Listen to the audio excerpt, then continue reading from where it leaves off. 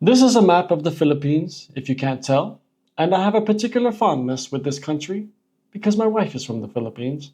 And with this title and with this thumbnail, I can't really tell if things are supposed to be negative or positive, and I want to learn. And this is from Economics Explained. I'm downing their videos right now. Could the Philippines predict our next decade? Well, in a positive or negative way? I don't know. But it's worse than we think, is what it says.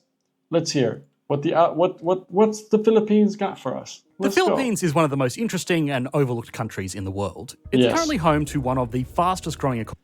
Except all the nurses are in the US and around the world caring for your grandmother and grandfather. In history. Beautiful people. Achieving this very different. Joyful people, best laughter. They just want to have fun and eat good food. From other major players in the region like Thailand, Vietnam, and of course China. This collection of islands is home to 115 million people, which currently make up an overall very poor population with an output roughly a third of the global average, which is especially disappointing considering that the country has some of the greatest natural resource endowments in the region. But exploiting natural resources alone is not enough to make a country rich, and in many cases it can work against it, which is why the Philippines is so interesting. Look at that, man. How beautiful is that? Strange quirks of the nation's geography, political history, and culture mean that the country is catching up rapidly, and it's doing it in a way that could make it one of the most advanced economies in Asia, right in line with Taiwan, South Korea, and Japan. Guys, I'm trying to convince my wife to get a place in the Philippines and to invest in the place. But she's not too open to it. What do I do, man? Tell me. Please tell me, what do I do? This by leveraging its people as much as the resources it can dig out of the dirt. As the Southeast Asian region becomes more divided, the Philippines is becoming a stable and friendly enough country to do a lot of business, make a lot of products, and accommodate a lot of operations that are becoming too complicated to do in China. Of course, that doesn't mean that the country has a clear path to prosperity. It has a very long list of challenges, both internal and external, not least of which is the fact that it's both physically and metaphorically acting as a middleman between the USA and China. Beyond that... Yeah, so that's the one issue that I find as well, and my wife explains this as well, where the US has too much control over the Philippines in some sense. It's not... The Philippines should be part of Asia, honestly. Or am I wrong to say that? Am I ignorant as hell, or... Yeah. Ongoing issues like corruption and uncertain political landscape and one of the most crushing forms of inequality a country can have are all immediate challenges that will need to be addressed. It's a lot. And that's before considering that the country's most promising industry may be rendered completely irrelevant by technological developments happening right now. So, what has fueled the Philippines' intense economic growth? Are these industries truly going to be sustainable in the coming decades? And finally, what are the challenges that could undo that progress? Let's hear it. Once we've done all of that, we can put the Philippines on the Economics Explained leaderboard. No matter what kind of work you do, communication is important. Every email, proposal, script, or report... They're going to go into customer service, no? Or administration or something. ...can speed up or slow down your organisation. This is where our sponsor Grammarly steps in to transform the way that we write and communicate so you can move your work forward. Man. You can save countless hours when you're not struggling to understand what your coworker has written in an early morning email before your first coffee. Grammarly's AI features can turn that one long, confusing message into a concise sentence so you can avoid yet another unnecessary meeting. The best part is that Grammarly integrates to almost every platform, so it can help you with summarising your coworkers' long messages to concise bullet points in Slack or drafting a quick email in Gmail. And Grammarly takes privacy very seriously, so you don't need to worry about your data being sold to third parties. And if you want to quickly generate something like an outline for a presentation, you can get the AI to plot it all out for you so you can focus more on the substance of your work rather than just face... It's literally, we need to get to a point where this thing does it without even asking it. And then we don't even need to exist. ...that blank page. And all these AI features are free. Just sign up using my link at Grammarly.com to download Grammarly for free and start saving time on all your writing today. All right. To say the Philippines has a unique relationship with the USA would be quite the understatement. As much as the US stimulates the Philippines and has provided vital infrastructure, this dependency also opens the East Asian islands up to numerous complications. It started with its colonial history when the USA took over from Spanish rule in 1898. Uprisings throughout the Philippines against Spanish rulers became embroiled in the European countries' war with the USA, and the end result was the Spaniards releasing the colonies to them in exchange for $20 million, a not completely insignificant sum at the time. Despite cries for Filipino independence and resisting guerrilla fighters, the US ultimately voted in favour of using the archipelago as a foothold into Asian trade. That wasn't the explicit reason given at the time, but Let's be honest, it's clearly a driving factor. Sure. However, to be a competitive trading hub, it required significant investments into infrastructure. This was the turn of the 20th century, when economic prosperity, more than ever, was being determined by mechanisation and modern infrastructure to support industries beyond just agriculture.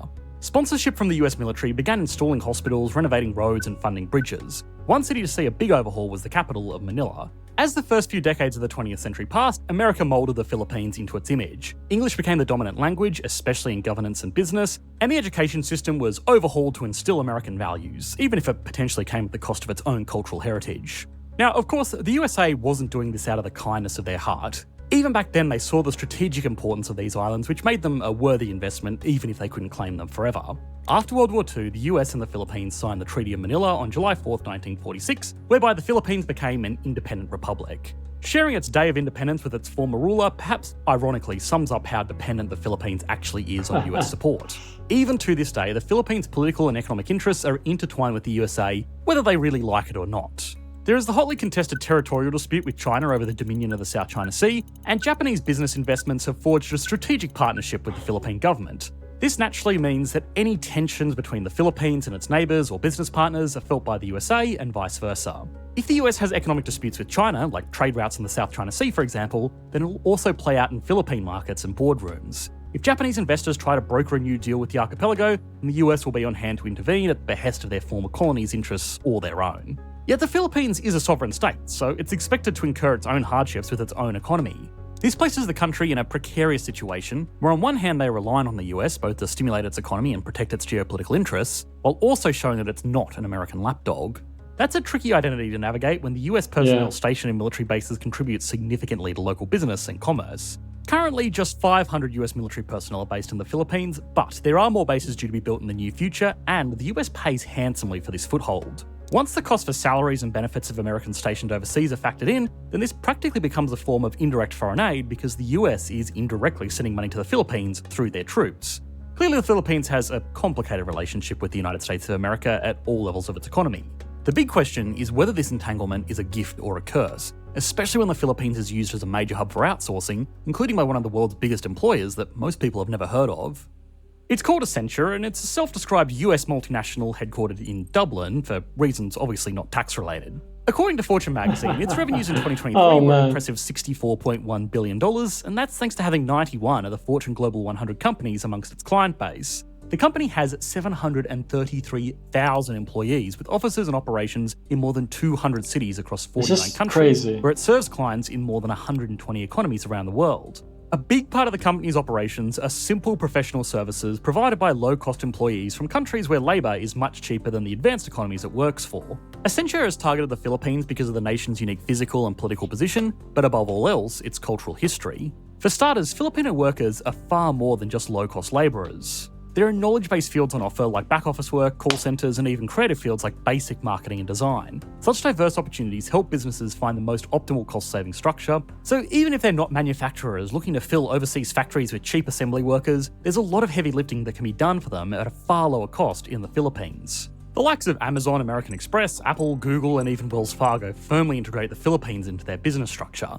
That means tens of billions of dollars have been generated thanks to the low-cost workforce of this country. But the question is, why? There are plenty of other, more competitive countries within a stone's throw, like China, Thailand, and even India, which has more English speakers than the Philippines has people. Yet, major global companies still choose here. The answer is simple but unintuitive. Decades of Western education, cultural influence, and work training means Filipinos can connect with Western clients in ways other Asian workers might not be able to. The high standards and regulatory practices also make them far more dependable, meanwhile the lower costs of labour outcompetes the workers from Western countries with similar features. Plus, there are the security concerns. Western companies are more inclined to hand over sensitive documents to Accenture or any other firm operating within the area than with their Chinese counterparts. Even India, another outsourcing hub, has had enough scandals and leaks within recent years to lose credibility in the eyes of potential business partners. In 2019, the telecommunications company T-Mobile... That's kind of hilarious. Regarding India, it's all the scammy call centers, man. All the hacking, all that stuff, gosh. It's another form of instability or insecurity in a country that takes away institutions from investing in it.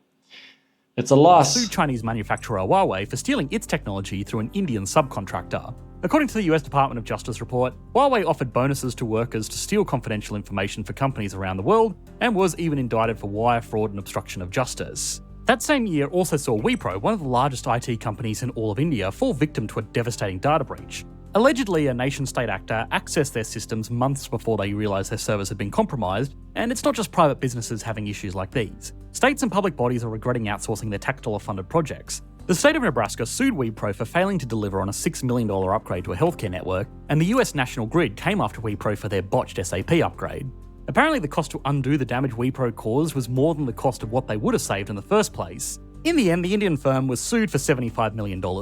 Concerns over lax regulatory practices and questionable attitudes to IP theft are partially why the United States has blacklisted major companies from both India and China for this kind of tech outsourcing. For any economy relying on their outsourcing industry to stabilise its GDP, that's a death blow. While these bans may have also had geopolitical motivations, they are a fantastic opportunity for an economy like the Philippines, which doesn't need to be perfect, it just needs to be the least bad option. Western customs and strong regulatory practices aside, there is one more unique reason why the Philippines is so sought after. Its unique geography plays a huge part in its outsourcing success. Unfortunately, this factor also contributes to its industrial stagnation. Being a series of islands with a small landmass means the Philippines is immediately restricted with the services it can offer. Infrastructure connecting the islands is limited, or in some places, it's just non-existent. Physically developing areas and industries becomes a real and consistent challenge. Lack of usable land also means manufacturing and transportation were never going to be the country's forte. On the plus side, an immediate benefit from this is not having to directly compete with China's manufacturing-based economy. This naturally inclines the Philippines into more white-collar services, where available land can be dedicated to building offices and studios, rather than plants processing materials and harvesting resources. Having a niche to carve out can be a good problem to have, but everything in economics is a trade-off. The Philippines imports more than it exports to the tune of around a $57 billion deficit a year. That is a huge trade gap to fill for an economy of this size. Even if it had a more robust manufacturing sector, it would need to source revenue elsewhere. Sure, some money comes from services to overseas clients, and there are remittances, that's when Philippine nationals working abroad send money back home, but these steady streams aren't going to be enough to stabilise the economy. There needs to be another, more reliable way to close the trade gap. Shipbuilding has been a promising growth industry. The country doesn't have the industrial capacity to compete with the mega shipyards of Japan, China, and South Korea, but instead of making a few mega ships, it has built a more reliable industry producing smaller, less impressive vessels. Due to its geography, fleets of smaller cargo ships and ferries are already operating across the archipelago. If I remember correctly, I remember watching another video of the Philippines, and they would describe the Philippines as basically mediocre. So it's hilarious to see that they're competing now in the shipbuilding industry for mediocre ships. It's like this inability to take the lead on something. I don't know what it is, man. I know people who live in the Philippines, Filipinos. I forgot that video, but let me know why that is. Why is it that there's this inability to just go hard in some sense? I don't know. So the country has a long history of dealing with these more basic vessels.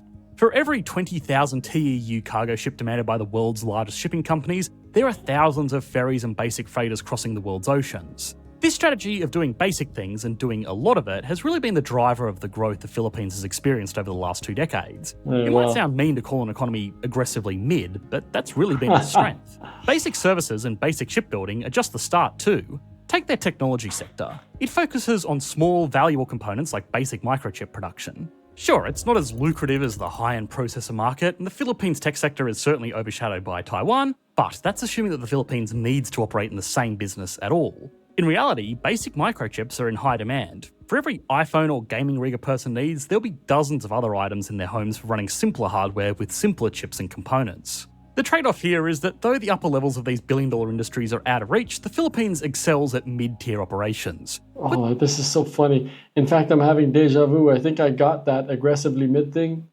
from this video, and now I'm just rewatching it. How old is this, man? 9 months ago? Yeah, I probably watched this. Basic microchips, basic shipbuilding, basic consulting, and basic electronics together, and you got a pretty formidable hold on middle-of-the-road enterprises. The profits may be low, but so are the costs. Taking the middle of the road will only work up to a point though. The world's leading advanced economies don't get there by harbouring basic industries. It can be a springboard, but if the Philippines wants to break into the global middle class, it's going to have to upscale at least some of these industries. Now, that is certainly possible. As we've already explored, it has a talented workforce and good global connections. but other forces are at play that could threaten economic stability more than a competitive market.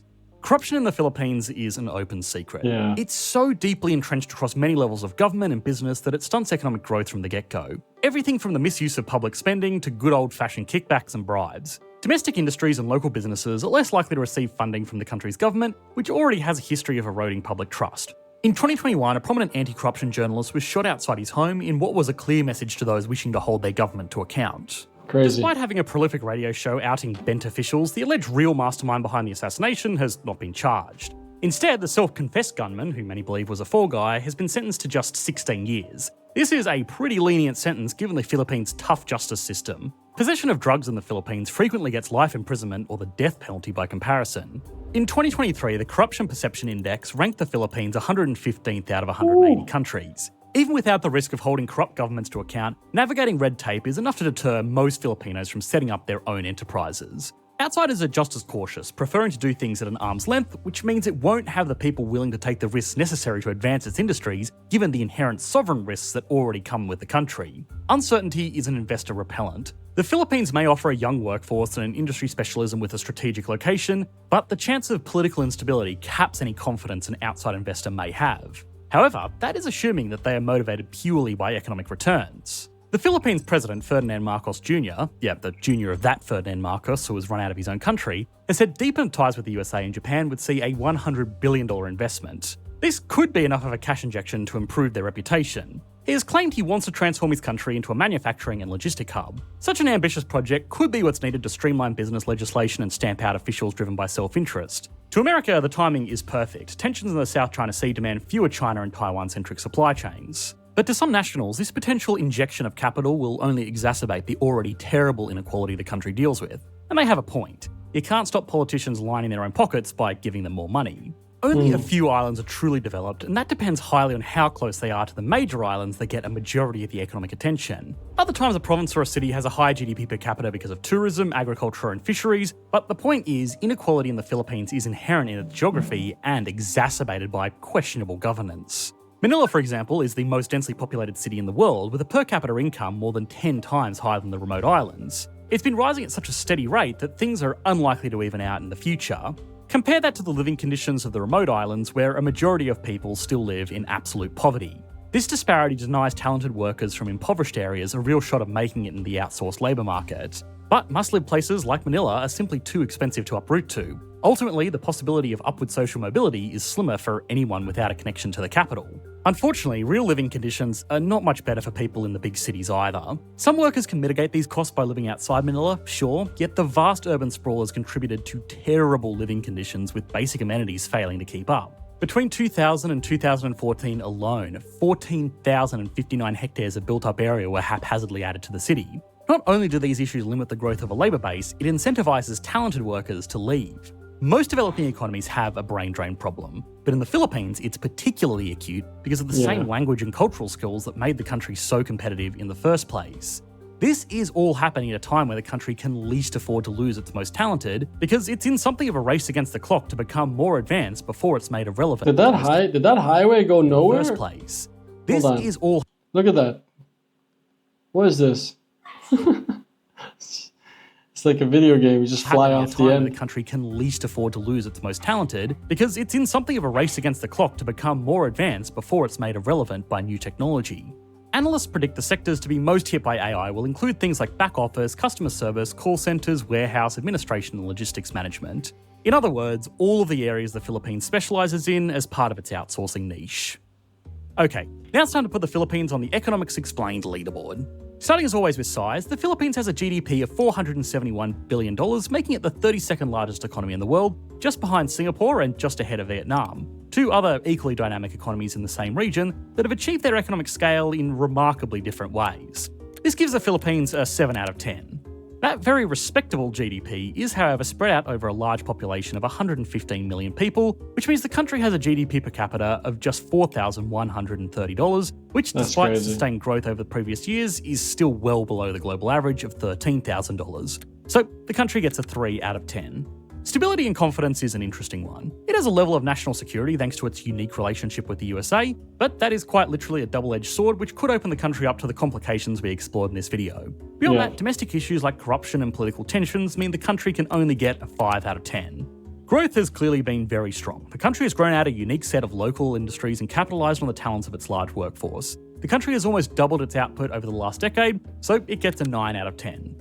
Finally, industry. The country is not world-leading at anything in particular, but there is something to be said for being average in a lot of average industries. Even still, with a threat of AI, a reliance on foreign transfers, and very few local homegrown companies, the Philippines can only get a 6 out of 10. Altogether, that gives the country an average score of 6 out of 10, a healthy but middle-of-the-road score, which has in many ways been the theme of this economy. Now, last year we made a video on Indonesia, an economy that on the surface looks very similar. Indonesia. Well, let's see what people have to say, because it's not the highest of scores, and that's a shame. Manila has cyberpunk tier inequality, that's correct.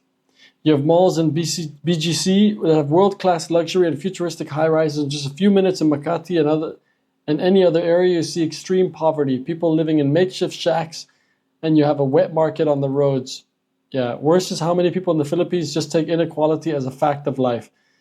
Yes. You can watch any video online of people walking through the streets of Makati or BGC in this case, and you'll see it in the video. It's crazy. It's like Skid Row, but worse. My high school teacher in junior year, well, Skid Row, but worse because there's like luxury, condos and high rises. And then you have the people in,